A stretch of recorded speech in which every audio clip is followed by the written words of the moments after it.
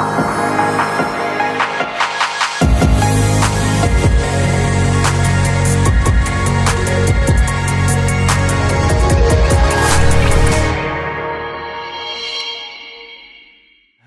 ini kita merayakan Thanksgiving karena di Indonesia nggak ada ya hari pengucapan syukur yang khusus ya.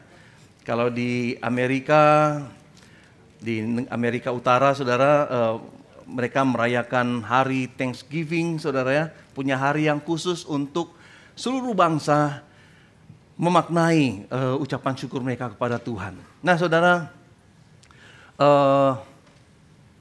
hari ini saya akan mulai dari minggu yang lalu sebenarnya kita sudah mulai membahas mengenai Natal. Lagu-lagu pertama waktu sebelum ibadah kita putarkan lagu-lagu Natal. Kenapa saudara? Dalam waktu 3 minggu ke depan kita akan merayakan Natal bersama saudara.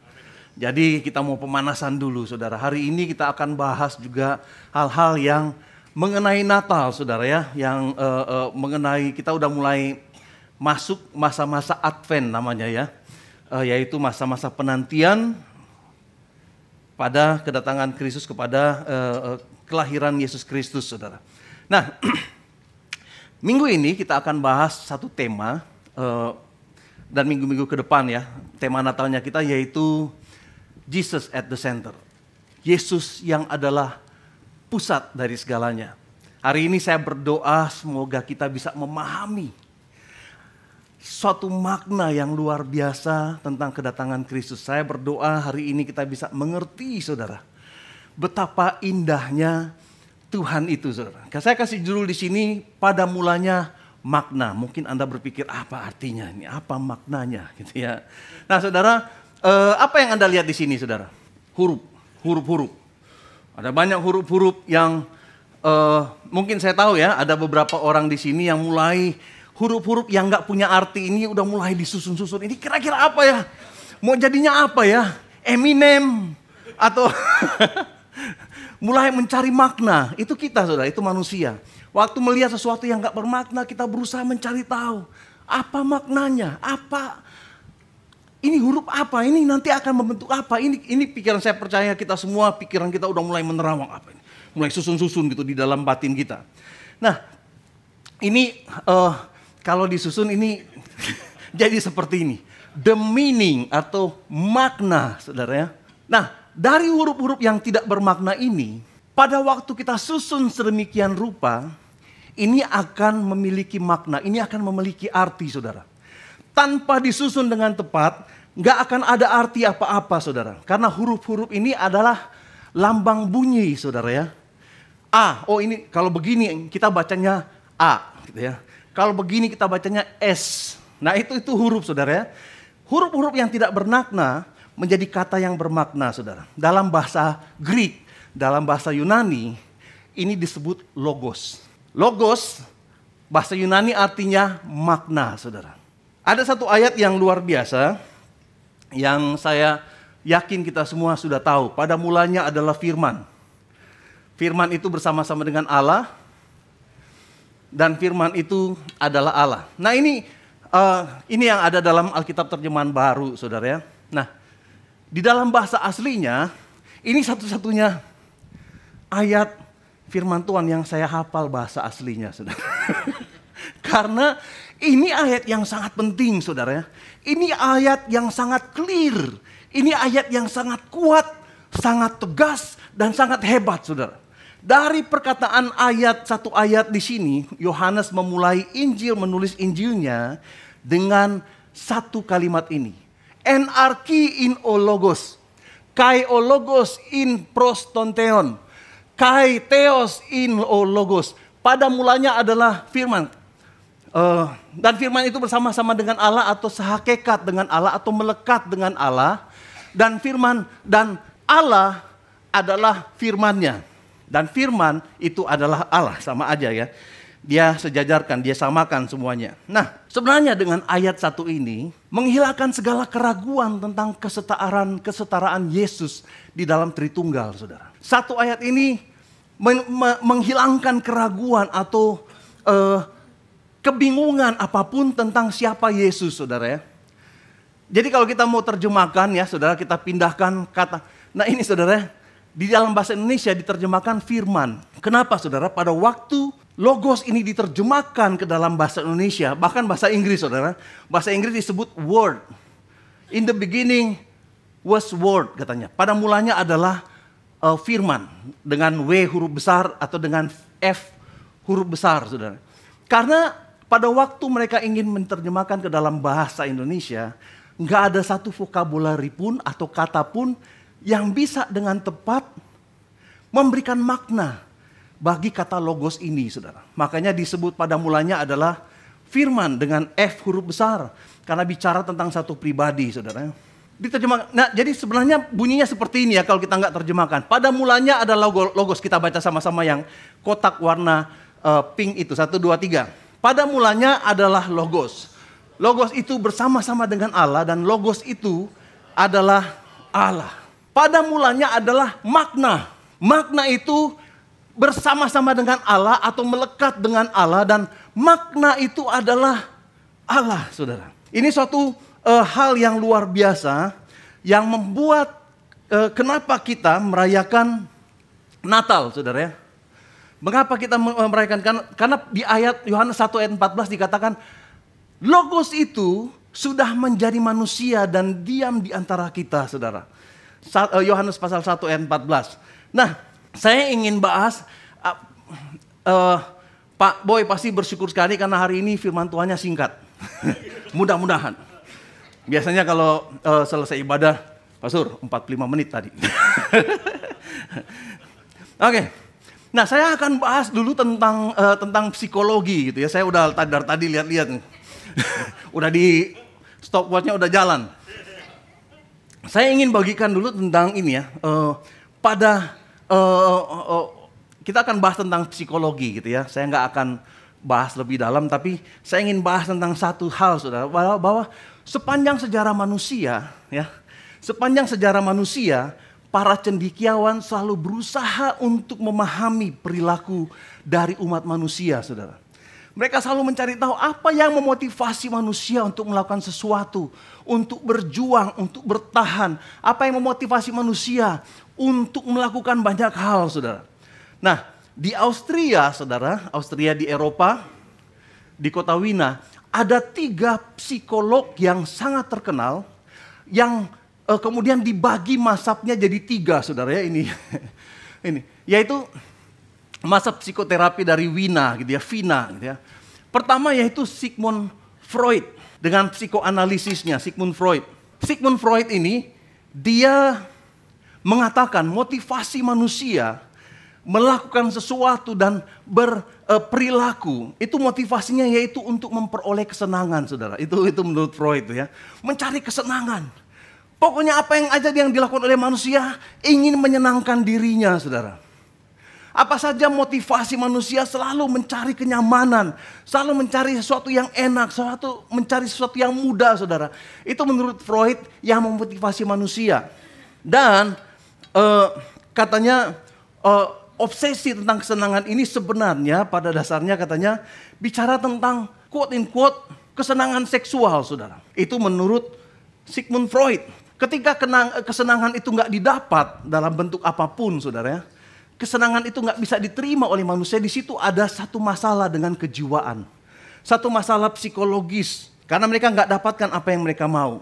Kemudian muncul psikolog berikutnya, saudara, Alfred Adler. Dia katakan mereka berdua ini, saudara, sama-sama belajar kepada Sigmund Freud gitu ya. Tetapi Alfred Adler kemudian dia meneliti dan katakan, bukan hanya kesenangan. Manusia juga dimotivasi oleh kuasa. Manusia ingin unggul dibandingkan manusia yang lain. Dia mulai bicara tentang urutan lahir. Tentang anak sulung, anak tengah, anak bungsu dan lain sebagainya. Urutan lahir ini mempengaruhi rasa inferior dari seorang anak. Sehingga sepanjang hidupnya dia akan berusaha excel. Akan berusaha untuk semakin hebat dibandingkan yang lain. Supaya semakin hebat dia bisa mengontrol banyak hal. Itu menurut Adler. Jadi menurut Adler, motivasi manusia itu yaitu ingin berkuasa. ingin mengontrol segala sesuatu. Pada waktu dia nggak bisa ngontrol kehidupannya, itu ada masalah psikologi yang terjadi. Gejolak psikologi yang terjadi dalam jiwanya. Kemudian ada yang namanya Viktor Frankl. Dia seorang dokter, dia juga seorang pengajar, dan dia juga seorang ahli neurologi, saudara ya. Dia bilang begini, bukan cuma kesenangan. Karena pada waktu kita dapatkan kesenangan, banyak orang hampa. Benar saudara, ada orang-orang yang kita pikir, senang banget dia ya. Tetapi hampa hidupnya. Bukan cuma untuk sekedar kuasa, karena kita tahu ada orang-orang yang ada di puncak kekuasaan, di dalam kerajaan-kerajaan di Eropa saat itu, yang hampa juga. Kemudian si Viktor Frankl ini saudara, dia seorang Yahudi, dia katakan, ada sesuatu yang memotivasi manusia lebih daripada kesenangan, lebih daripada kekuasaan, yaitu keinginan untuk menemukan makna dalam hidup. Ini menurut si Viktor Frankl. Pada waktu perang, kenapa saudara dia ambil kesimpulan seperti itu? Dia temukan ini dengan cara yang nggak enak saudara. Pada waktu Perang Dunia Kedua dia ditawan saudara, karena dia orang Yahudi, ditangkap oleh tentara Jerman, dimasukkan ke dalam kamp konsentrasi di Auschwitz. Kemudian di situ istrinya meninggal di sana, orang tuanya meninggal di sana, kakak adiknya meninggal di sana, saudara. Itu satu peristiwa yang tragis yang terjadi dalam kehidupannya, penderitaan yang luar biasa. Tapi waktu di penjara, saudara, dia perhatikan ada sekelompok tawanan digiring oleh tentara Jerman, saudara. Tetapi tawanan-tawanan orang Yahudi itu waktu berjalan, mereka kan di sana dapat roti yang terbatas. Nggak cukup untuk satu orang. Kemudian, tapi pada waktu mereka lagi berjalan sambil digiring, saudara, ada orang-orang yang orang Yahudi itu, dia sempatkan mampir di teman yang lagi ditawan itu, yang sama-sama menderita, dia kasih roti, dia bagi dan dia kasih. Dia bagi. Padahal untuk dia aja nggak cukup. Padahal untuk dia aja dia juga menderita, sama-sama mengalami penderitaan, saudara. Si Viktor Frankl bertanya-tanya, kenapa mereka melakukannya? Kenapa mereka lakukan itu? Kemudian dia buat satu teori bahwa keinginan manusia bukan untuk mengejar kesenangan atau kuasa. Tetapi manusia selalu berusaha untuk mengerti makna hidup, arti hidup. Menemukan makna sejati dalam kehidupan mereka. Sehingga pada waktu mereka berbagi di tengah-tengah penderitaan, di situ mereka menemukan makna. Di situ mereka menemukan sesuatu yang besar, lebih besar daripada diri mereka sendiri. Menurut Viktor Frankl dikatakan seringkali makna itu datang dari hubungan, saudara ya. Dari hubungan, dari relationship, entah itu suami istri, atau hubungan dengan saudara sekandung, hubungan dengan orang tua, dan hubungan yang lain, saudara, yang ada dalam di antara manusia. Makna itu katanya harusnya lebih besar daripada diri kita sendiri. Nah, saya kasih contoh gitu ya. Misalnya seorang suami atau ayah, saudara ya. Ayah ini bekerja banting tulang, saudara. Dia bekerja sekuat tenaga menahan penderitaan, kesulitan, dia tahan, saudara. Menahan emosi dan hinaan. Dia tahan semua ini. Karena apa, saudara? Karena dia memikirkan istri dan anak-anaknya, saudara. Ada sesuatu yang lebih besar daripada dirinya yang membuat dia bertahan. Ada makna yang lebih besar. Saya harus lakukan ini, saya harus tahan menderita supaya anak-anak saya bisa sekolah. Supaya dapur di rumah bisa ngebul, saudara. Sang ayah melihat satu makna yang lebih besar dari dirinya. Saya tahu waktu di Korea, ada teman-teman kita yang meninggalkan anak-anak mereka untuk bekerja di Korea. Enak nggak? Nggak enak, saudara. Saya dengar cerita dari Ko Ajan dan Cik Neti meninggalkan anak-anaknya. Untung puji Tuhan anak-anaknya luar biasa gitu, hadir melayani Tuhan. Nah, nggak enak saudara tinggalkan itu. Tapi mereka harus tahan di sana saudara. Bekerja di Korea, beberapa orang tua dihina saudara. Merasa direndahkan. Tetapi mereka harus bertahan. Kenapa? Ada sesuatu yang lebih besar dari diri mereka sendiri, saudara ya. Mereka harus memikirkan keluarga dan masa depan keluarga mereka. Ada juga mahasiswa, saudara ya. Mereka belajar, saudara ya. Sampai begadang-begadang, saudara ya. Sampai makannya dihemat-hematin, cuma makan mie. Karena di dalam begadang itu mereka harus bikin PR, bikin project. kerja part time. Saya tahu si Jamie Ma dia di Amerika 2 hari yang lalu dia ulang tahun ya Jamie Ma. Dia harus berusaha sekuat tenaga part time saudara. Kemudian sekolah saudara ya. Berharap nanti nggak usah ngerepotin papi mami. Nggak usah ngerepotin siapa-siapa. Dia berusaha, yang penting saya bisa menyelesaikan sesuai waktu. Cari pekerjaan dan bisa mandiri. Dan nantinya mudah-mudahan saya bisa menopang ekonomi keluarga. Mungkin itu saudara ya, yang dipikirkan oleh mahasiswa-mahasiswa yang ada di sini saudara. Yang dikirim oleh orang tua mereka dari daerah untuk sekolah dan belajar di sini. Dia melihat sesuatu yang lebih besar daripada dirinya sendiri. Membuat bangga keluarganya saudara. Terlihat sekali pada waktu kemerdekaan Republik Indonesia. Waktu para pahlawan berjuang. Mereka melihat sesuatu yang lebih besar dari diri mereka sendiri. Mereka berkorban. Kenapa? Indonesia harus merdeka. Itu idealisnya mereka saudara ya. Makanya mereka tahan. Mengalami pertempuran pun. Mengorbankan nyawa pun. Tubuh mereka pun. Mereka nggak apa-apa karena ada sesuatu yang lebih besar dari diri mereka sendiri. Ada seorang anak muda namanya Daniel Elias Mogot. Dikenal dengan Dan Mogot. Tahu nggak dia meninggal usia berapa saudara? 18 tahun. Pangkatnya apa? Mayor saudara. Banyak yang kaget saudara. Namanya diabadikan jadi nama jalan yang paling panjang di Indonesia. 27 kilometer saudara. Nama Dan Mogot. Sudirman berapa kilometer saudara? Paling 5-7 kilometer saudara. Dan Mogot 27 kilometer saudara. Dari sini sampai ke Tangerang saudara. Dia anak yang, dia mayor saudara, umur 18. Dia meninggal tahun 46. Lagi berperang saudara dengan Jepang. Karena Jepang gak mau menyerah. Dia ditugaskan oleh komandannya pergi. Lucuti tentara Jepang. Dia pergi di Lengkong saudara ya. Di daerah Lengkong Tangerang. Berperang di sana saudara. Dan singkatnya dia meninggal, dia tewas di dalam peperangan itu saudara ya. Mayor. Anak-anak sekarang mentalnya bukan mayor, sayur. Ada apa-apa langsung lagu Rinto Harahap. Itu zaman dulu ya, berarti anak-anak muda zaman dulu ya, Rinto Harahap. Atau apa dulu, Pance Pondaak. Yang anak-anak muda nggak kenal mereka. Oh itu legenda luar biasa.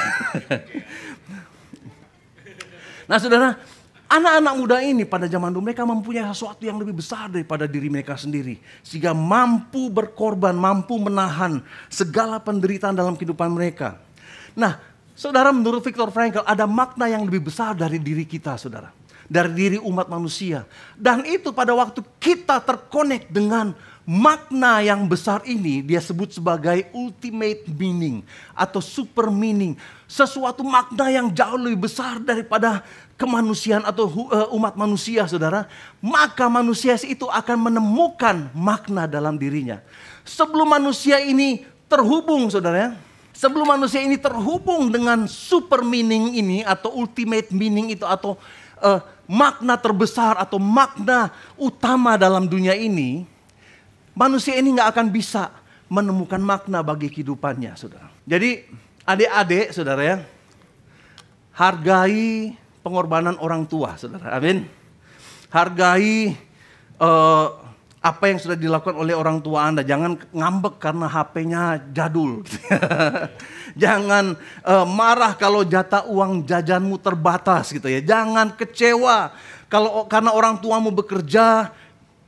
Putar otak saudara, ambil resiko untuk kesejahteraan anak-anak mereka. Dan bagi para orang tua, jangan kecewakan dan jangan taruh pressure kepada anak-anakmu. Jangan menuntut mereka sesuatu yang di luar kemampuan mereka saudara. Kalau mereka belajar, support, kasih semangat gitu ya.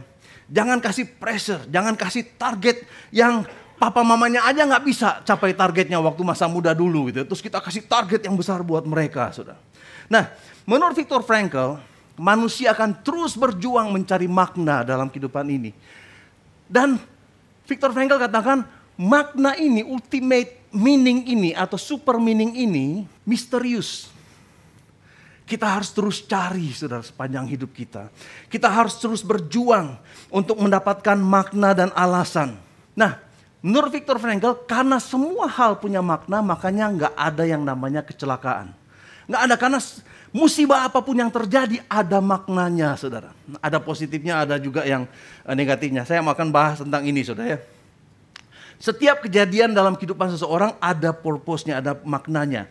Penderitaan yang Anda alami ada maknanya. Kesakitan, perjuangan, musibah, semuanya memiliki makna, saudara. Nah, ultimate meaning atau makna utama yang ada di atas umat manusia, itu yang harus dicari. Kemudian di buku, ini bukunya saudara, Man Search for Meaning. Bukunya tipis, tetapi ini buku yang paling laris, salah satu buku yang paling laris di dunia, saudara. Di dalam bukunya ini, saudara, dia kasih ilustrasi. Dia cerita waktu itu dia lagi ada seminar gitu ya, seminar ahli psikologi. Kemudian dia kasih ilustrasi tentang satu monyet di suatu tempat. Monyet ini dipelihara dengan baik di satu tempat, dikasih makan dan minum dan diperhatikan, saudaranya. Setiap hari ada seorang pria datang kemudian membelai monyet itu, periksa monyet itu dari ujung kepala sampai ujung kaki, saudara. Dibersihin, disterilkan segala sesuatu supaya nggak ada penyakit, saudara. Monyet itu senang, tapi monyet itu bingung. Kenapa, saudara? Waktu-waktu tertentu, pria ini akan datang sama monyet itu, belai-belai dia, kemudian dia akan pegang tangannya, ujung jarinya akan ditusuk sama pria itu, cuk, sampai darahnya keluar, kemudian darahnya itu diambil. Monyet itu bingung, ini pria ini sayang sama saya tahu dia kasih makan, dia belai-belai, dia periksa dan pastikan saya sehat. Tapi kenapa? Waktu-waktu tertentu jari-jari saya harus dibolongin sama dia. Ambil darahnya, udah dari jempol, monyet punya jempol ya, 5 ya. Ini kalau enggak pindah ke tangan sebelah, saudara. Enggak, pindah ke kakinya. Dia diperiksa semuanya gitu ya. Monyet itu bingung, kenapa saya tahu dia baik, dia mengasihi saya, dia sayang saya. Tapi kenapa dia izinkan penderitaan terjadi dalam diri saya, saudara? Monyet itu nggak tahu kalau pria itu adalah seorang peneliti, saudara, yang sedang meneliti virus polio. Di dalam ilustrasinya ini ya, dalam ilustrasinya Viktor Frankl, dia sedang mengambil sampel-sampel darah untuk menemukan virus polio yang nantinya akan menjadi keuntungan besar bagi umat manusia, bagi jutaan, ratusan juta manusia, agar terhindar dari penyakit polio, saudara. Nah, kemudian di buku ini dia tanya gitu ya kepada orang-orang yang ada dalam seminar itu, kira-kira mungkin nggak si monyet ini mengerti kenapa dia menderita? Kemudian orang-orang di seminar itu, nggak mungkin katanya. Betul nggak mungkin, karena kecerdasan atau dimensi kecerdasan dari monyet itu nggak sama dengan dimensi dan kecerdasan dari si peneliti ini, saudara. Sekalipun si peneliti ini dudukin monyet di kursi, kemudian kasih kuliah selama 5 jam, selama 2 minggu berturut-turut, monyet itu akan tetap monyet gitu ya. Dia nggak akan bisa mengerti kenapa saya menderita. Yang penting gue cuma taunya setiap waktu-waktu tertentu lu tusuk gue dan gue kesakitan sekali. Nggak mungkin katanya monyet itu bisa mengerti dimensi yang ada, yang hanya bisa dimengerti oleh si peneliti itu. Kemudian si Viktor Frankl tanya begini, mungkin kita ini monyet yang nggak mengerti apa yang dilakukan oleh satu dimensi yang lebih tinggi dari kita. Yang kita cuma tahu kita menderita, kenapa saya menderita ini? Tetapi menurut dimensi yang lebih tinggi, kata Viktor Frankl, itu untuk kebaikan, itu untuk sesuatu yang lebih besar dari diri monyet ini, saudara. Dari diri kita ini, saudara. Itu menurut Viktor Frankl gitu ya. Ada ultimate meaning, ada super meaning yang lebih besar daripada manusia ini, saudara ya. Nah, ini yang menarik, saudara. Dia bikin satu terapi yang disebut logoterapi, yaitu mengajak orang untuk menemukan arti hidup mereka, makna hidup mereka, saudara. Ini Viktor Frankl gitu ya. Nah, saya nggak akan kasih kuliah psikologi saat ini. Tapi saya mau bawa ini di dalam tema kita, Yesus adalah pusat. Bagi Viktor Frankl, ultimate meaning itu atau makna terbesar ini adalah satu misteri. Dan setiap orang akan terus mencari maknanya apa ya, maknanya apa ya. Setiap manusia katanya maknanya itu akan berubah-ubah sesuai dengan waktu dan masa dan seasonnya, saudara. Manusia akan terus mencari dan makna ini misterius. Berubah-ubah dan gak pasti wujudnya seperti apa. Nah, logoterapi mengajak kita untuk bisa memahami. Yang penting kita tahu ada maksud yang lebih tinggi itu udah cukup. Mereka menemukan makna. Tapi saudara, sebagai orang percaya, sebagai orang Kristen, kita ini diajarkan bahwa super meaning itu atau ultimate meaning atau makna utama dan terbesar umat manusia. Makna terbesar bagi umat manusia yaitu logos yang menjadi manusia, saudara. Kita baca sama-sama gini ya. Yohanes pasal 1 ayat 1 sampai 4 dan kita lompat ke ayat 14. Kita baca sama-sama ya. 1, 2, 3. Firman saya ganti dengan bahasa aslinya logos gitu ya, supaya kita tahu. Pada mulanya adalah logos. Logos itu bersama-sama dengan Allah dan logos itu adalah Allah. Ia pada mulanya bersama-sama dengan Allah. Segala sesuatu dijadikan oleh Dia dan tanpa Dia tidak ada sesuatu pun yang telah terjadi dari segala yang telah dijadikan. Situ dulu. Ini yang disebut oleh Viktor Frankl sebagai makna terbesar, ultimate meaning. Logos ini, sang logos ini adalah alasan kenapa kita ada. Sang logos ini, di ayat 3 katakan segala sesuatu dijadikan oleh Dia dan tanpa Dia tidak ada satupun yang telah jadi dari segala yang telah dijadikan. Dialah ultimate logos, saudara. Kemudian kita lihat selanjutnya ayat 4. Kita baca 1, 2, 3. Dalam Dia ada hidup dan hidup itu adalah terang manusia. Ayat 14, 1, 2, 3. Logos itu telah menjadi manusia dan diam di antara kita. Dan kita telah melihat kemuliaannya, yaitu kemuliaan yang diberikan kepadanya sebagai anak tunggal Bapa, penuh kasih karunia dan kebenaran. Puji Tuhan. Sang logos kalau menurut logoterapi atau menurut Viktor Frankl, sesuatu yang misterius. Seperti satu kekuatan yang diajarkan, ayo terkonek sama kekuatan itu. Tapi kita nggak tahu siapa itu kekuatan. Bagaimana wujudnya. Tetapi saudara, di dalam firman Tuhan dikatakan, makna itu, logos itu adalah satu pribadi, saudara. Di mana kita bisa terhubung dengan Dia, saudara. Di mana Anda bisa terhubung dengan sang makna itu, saudara. Sang arti itu, saudara. Sang logos itu, saudara ya. Sehingga kita bisa memaknai kehidupan ini dengan cara yang berbeda, saudara. Itu bedanya antara orang Kristen dan orang-orang yang tidak percaya, saudara. Keindahan Natal yaitu logos, ultimate meaning ini, saudara, telah menjadi manusia dan diam di antara kita.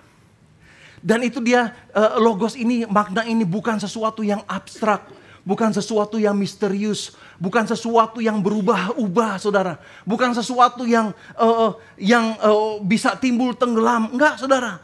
Logos ini dalam kekristenan yang kita rayakan di Natal ini adalah firman yang jadi manusia. Di mana kita bisa membangun hubungan, membangun relationship. Kalau sesuatu yang abstrak, saudara, kita nggak bisa membangun hubungan dengan Dia, saudara. Tapi Dia adalah logos yang sudah menjadi manusia dan diam di antara kita. Dia disebut Immanuel, saudara. Amin. Immanuel artinya Allah bersama dengan kita. Allah yang sama-sama ada di kita, bersama-sama dengan kita, saudara. Itu logos itu di ultimate meaningnya kita, saudara. Dia bukan Allah yang jauh, yang gak tersentuh. Dia bukan Allah yang tak terjamah, bukan sebuah teka-teki atau misteri. Dia adalah Allah Immanuel yang bersama-sama dengan kita, saudara. Di mana kita bisa mendekat dan membangun hubungan dengan Dia, saudara. Karena hanya kepadanya Anda dan saya bisa memperoleh makna hidup ini, saudara. Hanya di dalam Yesus Kristus, Anda dan saya bisa memahami purpose-nya kita, tujuannya kita, saudara. Karena segala sesuatu dijadikan oleh Dia dan tanpa Dia tidak ada sesuatu pun yang terjadi, saudara. Anda mungkin berusaha mengerti, saudara ya. Banyak orang di dunia ini sedang mencari makna, saudara. Mereka mencari makna, kenapa saya mengalami ini? Kenapa saya mengalami masalah ini? Kenapa saya mengalami kesusahan ini? Kenapa saya beda sama orang lain ya? Orang lain kok cepat sukses, saya begini-begini aja. Kenapa saya seperti ini? Mereka membandingkan diri mereka dengan orang yang lain, dengan kakak mereka, dengan adik mereka, dengan sepupu mereka, dengan saudara mereka, dengan tetangga mereka. Kemudian kehilangan makna hidup. Saudara, di masa modern ini saudara, banyak anak-anak muda kehilangan makna hidup. Banyak orang percaya kehilangan apa arti hidup ini saudara. Padahal kita ada dalam satu dunia yang modern. Kita ada dalam satu dimensi yang berbeda dibandingkan tahun-tahun yang lalu. Atau abad-abad yang lalu saudara. Siapapun Anda dalam situasimu saat ini. Atau dalam masa lalumu atau dalam keputusasaanmu saudara. Saya ingin bawa kabar baik bahwa Sang Logos, makna itu adalah Immanuel. Dan Anda bisa terhubung dengan Dia. Anda bisa membangun hubungan dengan Sang Logos ini atau Sang Makna ini. Amin saudara. Terima Dia, jadikan Dia sebagai Tuhanmu. Dia akan memberikan makna dalam kehidupanmu. Sehingga kita semua tahu bahwa dalam kehidupan kita ini kita punya purpose, punya makna saudara. Natal menyatakan bahwa Sang Makna sudah menjadi manusia. Natal menyatakan bahwa Sang Makna mengorbankan dirinya menjadi umat ciptaannya. Natal mengungkapkan bahwa Sang Makna menyatakan hidupmu punya arti, hidupmu punya tempat dalam rencananya saudara. Karena itu pada saat ini saudara, please jangan pulang dari tempat ini tanpa memiliki makna dalam hidup. Jangan ganti channel ini sebelum Anda memiliki makna dalam kehidupan ini saudara. Karena kalau kita pulang, kita hidup tanpa makna, saudara adalah orang yang paling menyedihkan dalam dunia ini. Kalau kita punya hidup tanpa makna, saudara. Kalau kita meninggalkan tempat ini tanpa makna, berjalan, mencari-cari sesuatu, saudara, Anda nggak akan bisa menemukan sesuatu yang besar yang dimana Anda bisa hidupi. Anda bisa berkorban, Anda bisa lakukan banyak hal, saudara, karena ada sesuatu yang lebih besar. Terima Dia sebagai juru selamat pribadimu. Terima Sang Logos ini sebagai penyelamatmu, sebagai Tuhanmu. Karena Sang Logos ini mengasihimu. Dan Sang Logos ini ingin menjadi bagian dalam kehidupanmu.